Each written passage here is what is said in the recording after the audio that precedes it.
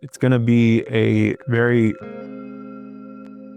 lonely experience building your first year of business in videography.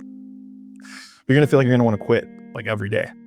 Every day you're going to be like, am I doing the right thing? Do my parents hate me and wished for me to do something else with my life? Friends are going to doubt you. You're going to doubt yourself. The people closest to you are going to question you, and they're not questioning you because they want you to fail. They question you because they care about you. And that's the way they show that they care. This is my first year in videography. The reason why I wanted to sit down and talk about this was because I wish I had a video like this to watch when I was starting my first year, because I had no idea what I was doing. And so I really wish I had a video like this where someone who's just gone through it and it's been enough time where you can kind of look back with fondness, no regret, and really pick out those instances where I could have done that there, I could have done that there. I'm really grateful I did this there. If I would have had a video like that or someone there to kind of tell me all of that, I feel like my life would have been a lot easier, right? I remember January of 2017, my firstborn turned 1. We were all excited about that. But there was this feeling of me not doing enough with my life there, where, the creative route was kind of fading for me a little bit. I had just done this huge acting job for the US Army, and I had gotten a huge check. It was awesome. There was a good amount of zeros after that first number, and it was really exciting. But it was drying up. There was nothing really there. I wasn't really looking to do it. It was just the one thing that I knew I could do, that my skills translated well to. Because I knew how to talk to people, I knew how to tell a story, but I didn't know how to run a business or anything like that. And that's all I really knew how to do. And so my first job that I charged someone for, I had no idea what I was doing. It was awesome. Thinking about it now, it was an awesome first job. It was for a junkyard in San Antonio. And so this junkyard, it was this guy who had been doing videos. He was really wanting to, take it to the next level. He didn't want to do his videos by himself. And so he came to me because I was talking to a realtor, and I was going to do some videos for a realtor, and I was going to charge this realtor like $100 or $150, like nothing, right? For a bunch of brand videos and stuff like that. And I just remember I knew I was undercharging, but I really wanted the work. He said, hey, well, my friend, he owns a junkyard. He owns this recycling center. He would really love a conversation with you. You should call him. So I called this guy up. Big beard, wears hats. I mean, you think of a junkyard, you think of this guy. And we had a really good conversation when I went over there and talked to him. What could you do for me? I was like, well, you're a funny guy. You're very personable. You love being on camera. So I think we could make a brand video for you that'll go on your website. Maybe throw some Facebook ad spend on it. That was something new at the time in 2017.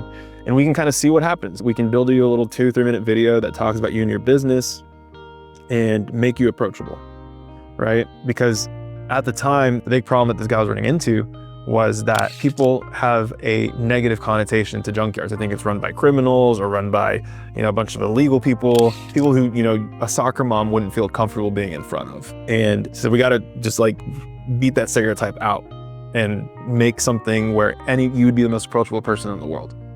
So I charged the guy $1,000. For me, that was a lot of money. That was a lot of money at the time. And I remember thinking, feeling like the way I'd feel now if I charged someone $50,000 for a video.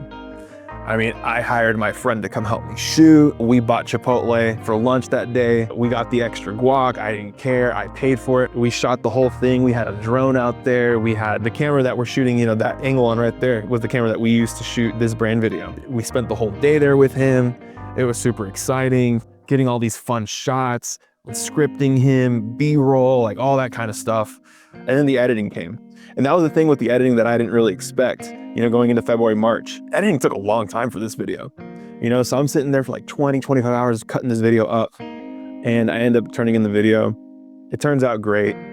So much so that, we're sitting here into 2025, and this company still uses this video to this day, 8 years later, to drum up business. It's still on their YouTube channel, it's still on their website.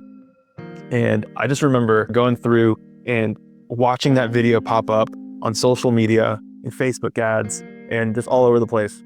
And just being so excited to see the work and that it was done really well. I mean, looking back now, yeah, of course, there are shots that are out of frame, there are shots that are out of focus, but the energy that video has, anytime 8 years later here, when I'm thinking through a project and I can't figure it out, I always think about that very first project. I worked way too hard on it, but it taught me so many amazing lessons on building a relationship with the client, asking the right questions, listening to the client's needs. And so it was really funny that first quarter of 2017, moving out of the apartment, moving in with my parents because we didn't have enough money, baby number 2 coming in, still feeling like I have no idea what I'm doing. But that's the sense of like, I got a good project in. I got one down. Like, we're good. We're doing great. That second project that I got after that one, it was for a nonprofit. And, we did a lot of planning, a lot of work. But the problem was I didn't communicate effectively enough with that business owner. And that project didn't do well at all. There were a ton of revisions. There was a lot of misunderstanding. There were a lot of issues in terms of getting it perfect. A lot of things that I didn't know about the nonprofit that I should have asked those questions up front. I made a lot of mistakes there, just assuming what the client wanted and not taking charge and really honing down to what is it that you want and how can I best help you get there. And that project failed. And that was another project where, again, I severely undercharged and ended up working for like $5 an hour.